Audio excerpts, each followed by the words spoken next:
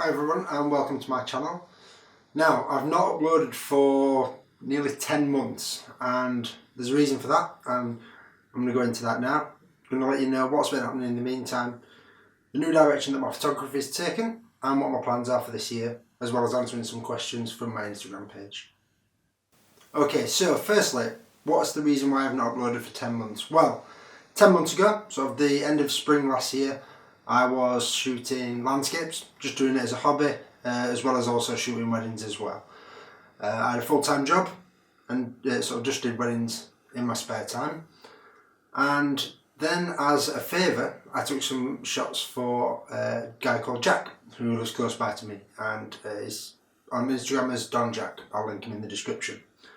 And basically he just approached me and said, really short notice, I need some images doing, would you be able to help me out? So I did. The images were for a brand called One of One Lifestyle, this brand here. Took the shots, not expecting anything from it, and basically posted them on my Instagram, and from there everything kind of took off really. So from there a few people saw those images and reached out to me to ask if I was interested in doing any more. One of those people was Callum. Now, if you follow me on Instagram, you'll know that I do a lot of work with Callum. And basically all this came about from Callum seeing the images that I'd done, sent me a message, asked if he could give me a call, gave me a call, we arranged to do a test shoot, and then from that test shoot we've built a great sort of working relationship where we shoot probably about once a week and get a lot of content, and that's been a big part of the reason why sort of this has grown so much for me. So as well as doing a lot of work for models like Callum and like Jack and many others, I do a lot of work directly with brands as well, so shooting their latest collection or new items that they've got, and that makes up the bulk of my shooting. I'm fortunately in a place now where I've been able to drastically reduce my hours in my main job, and sort of one of my main goals for 2019 is to leave that completely and go full-time freelance as a self-employed photographer. One of my other goals for 2019 is exactly this, so getting back to YouTube, and now that my photography is taking a different direction, so will this channel.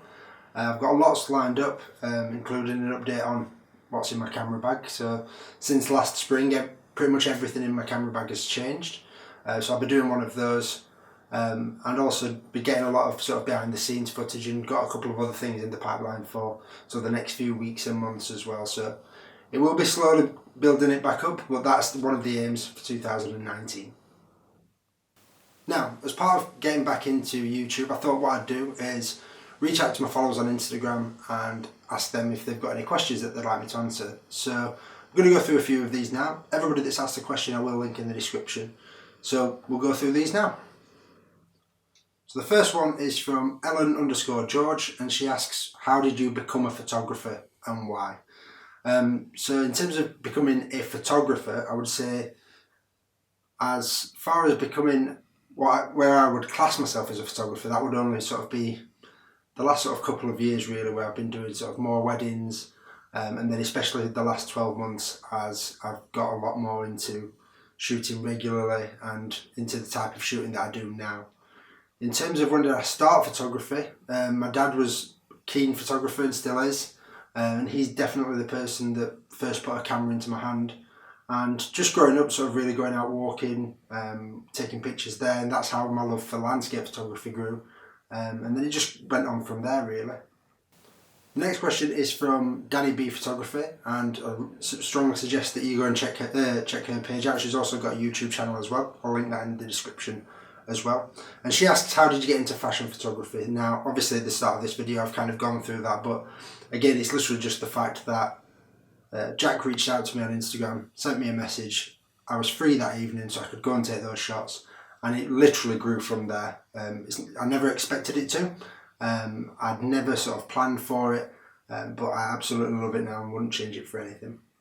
So Sophia J. Carey, again somebody whose page and YouTube channel I'll link below and you should definitely check out. She asks, who are your photography inspirations?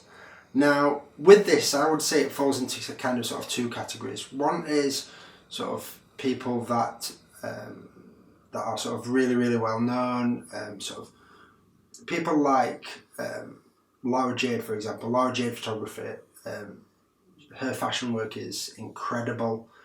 People like Jessica Kobesi over in the States, people like that really inspire me. But also, I'm inspired by sort of what I would class as sort of colleagues of mine, so people that do the same thing that I do in the UK. A lot of guys that are based in sort of Manchester, Leeds, Bristol. There are far too many to name, but I will put a few of them in the description, including Sophia herself, Dani that I've also mentioned, people like Mclean, shot by NW, shot by CT, ports by Brendan, Robert Hilton. Robert Hilton's content's amazing. Liam Healy.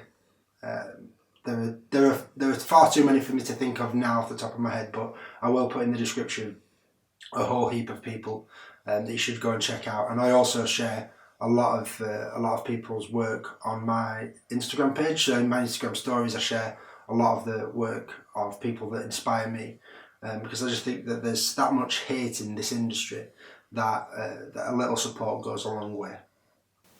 So the next question is from OV Photography, and it says, what's your favourite location to shoot? Now, because this has come from my Instagram, I'm guessing that it means with regards to shooting portraits or portfolio, brand, commercial images, etc. And I would say that it's kind of split into two, really. Firstly, because I live in Sheffield, I know a lot of locations in Sheffield, and there are a lot of locations that I use regularly. So places like Kelham Island, Sheffield Botanical Gardens, there's a lot that you can do in those places. And then in terms of further afield, one of my favourites, although it's a classic location and pretty much everybody in this industry is shot there, Castlefield Bowl at the bottom of Deansgate in Manchester. For such a small area, there are so many different shots that you can get, it's so versatile. It's just a really, really great place to shoot. So the next question is from Will Cleo Photography, who I've already mentioned, and he asks, what's your favourite lens for portraits? And it's actually the lens that I'm filming on right now. So it's the Sigma 50mm 1.4 Art. And the reason why I like it is I think that it's a great focal length for portraits. It gets a really, really nice look on your face. It allows you to include enough of the environment in a portrait shot as well. And also it's really, really smooth and it's really, really fast because of that f1.4 aperture. So yeah, the Sigma 50mm 1.4 Art. The next question is from Tom_Forgiven Attire. So Forgiven Attire is Tom's brand. I've done a lot of work with Tom before for his brand, and in fact, I'm wearing it right now. So yeah, go and check out both Tom and his brand. I'll link them both below. And he asks, would I rather shoot landscapes or portraits? Now this is a tough one to answer because obviously I grew up shooting landscapes. This channel in fact used to be all about shooting landscapes and following me as I went out shooting landscape. And I still absolutely love landscape photography. I don't get out to do it as much because of how busy I am, but I do still love it. However, the last 12 months, I've realised how much I enjoy photographing people and taking portraits. So there's not really one that I would prefer, it depends on the day. Sometimes I'll wake up and just want to go out into the Peak District, which luckily for me is right on my doorstep. And sometimes I literally just want to go out and shoot portraits and do portfolio sessions and things like that. So there is no real answer to that one, unfortunately, Tom. Now the last question is from Callum Milligan. Now Callum's another model that I've shot before, go and check out his profile. And he asks, what's your main goal for 2019? Now I've already touched on two of those. So the first one being going full-time as a photographer and going full-time freelance. The other one is getting this channel back up and running and making sure that I upload regularly.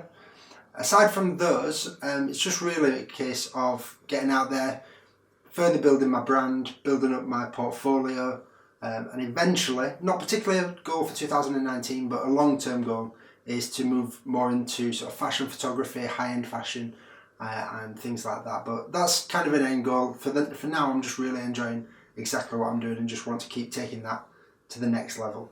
So that's the end of the Q&A and actually the end of this video. So thank you for sticking with me this far. I appreciate it's just been me talking to the camera all the way through, so thank you. There is a lot more to come from this channel. I've got a lot of plans for the channel and a lot more videos to come. If you're not already following me on Instagram, it's @AndrewMcleanPhoto, and make sure you check out all the links in the description from the guys that I've mentioned during this video. Like this video if you have, let me know what you think in the comments, let me know what your goals are for 2019. Subscribe if you haven't already, and I'll see you in the next video.